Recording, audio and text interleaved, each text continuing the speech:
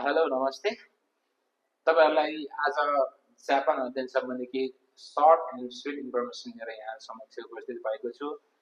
अहिले early intake 2026 को लगभग सबै प्रोसेसिङहरु सकिसकेको छ। अब जुलाई इन्टेक को लागि तयारी हुँदैछ। यो जुलाई इन्टेकको लागि तयारी गर्दै गर्दाखेरि थुप्रै विद्यार्थीहरूले सोध्ने क्वेशनहरु र विद्यार्थीहरुमा र प्यारेन्ट्सहरुमा पर्ने एक प्रकारको इल्युजन भनौं र मिसकन्सेप्सन के छ भने अर्ली इन्टेकमा गर्दा मात्रै अथवा अर्ली इन्टेकमा जापान स्टडीको लागि अप्लाई गर्दा मात्रै सिओई आउँछ। जुलाई इन्टेक अथवा कुनै अरु इन्टेकहरुमा गर्दाखेरि चाहिँ सिओई आउँदैन भन्ने चाहिँ तपाईहरुको मिसकन्सेप्सन छ। त्यो कम्प्लिटली रङ हो किनभने सिओई आउने नआउने कुरा चाहिँ तपाईको इन्टेकले म्याटर गर्दैन। म्याटर केले गर्छ भन्दाखेरि तपाईले डकुमेन्टेसन प्रपरली गर्नु भएको छ कि छैन। तपाईले जुन कन्सल्टेन्सीमा एप्लिकेसन दिइराख्नु भएको छ उहाँहरुले प्रपरली तपाईको डकुमेन्टेसन गरिराखेको छ कि छैन र तपाईले जुन स्कुलमा अप्लाई गर्दै हुनुहुन्छ त्यो अप्लाई गरेको स्कुलकै स्टेटस के छ, जापानमा त्यो स्कुलको स्टेटस के छ भन्ने कुराले म्याटर गर्छ।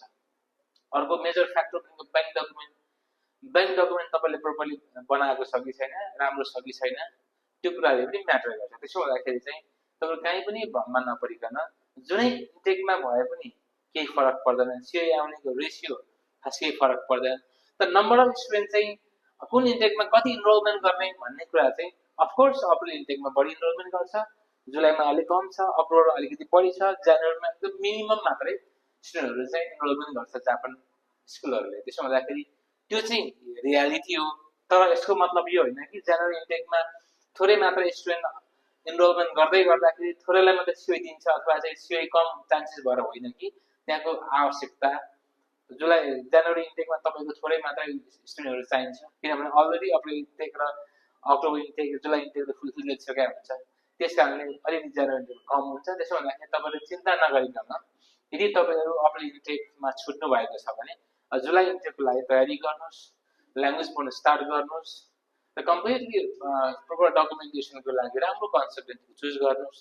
यदि तपाईहरु अप्रिल इन्टेकमा छुट्नु भएको छ भने जुलाई इन्टेकमा अप्लाई गर्न सोचिराख्नु भएको छ भने लोटस एजुकेसन पोइन्ट गणेशस्थान चाबेलमा सम्पर्क गर्नु होला। गणेशस्थान मन्दिर आउनुस्। गणेशस्थान मन्दिरको ब्याक साइडमा 8 तले व्हाइट हाउस बिल्डिङ छ। त्यो व्हाइट हाउस बिल्डिङको 7th फ्लोरमा 7औं तलामा लोटस एजुकेसन पोइन्ट छ। यहाँ आउनुस्। यहाँलाई जापान अध्ययनको लागि कम्प्लिटली डकुमेन्टेसन एकदम प्रपरली हामी फेसिलिटेट गर्छौं। त्यसो हुँदाखेरि यदि तपाईहरु जुलाई इन्टेकको लागि तयारी गर्दै हुनुहुन्छ भने लोटस एजुकेसन पोइन्टमा आउनुस्, सम्पर्क गर्नुस् र आफ्नो जापान अध्ययन गर्ने सपनालाई पूरा गर्नुस्।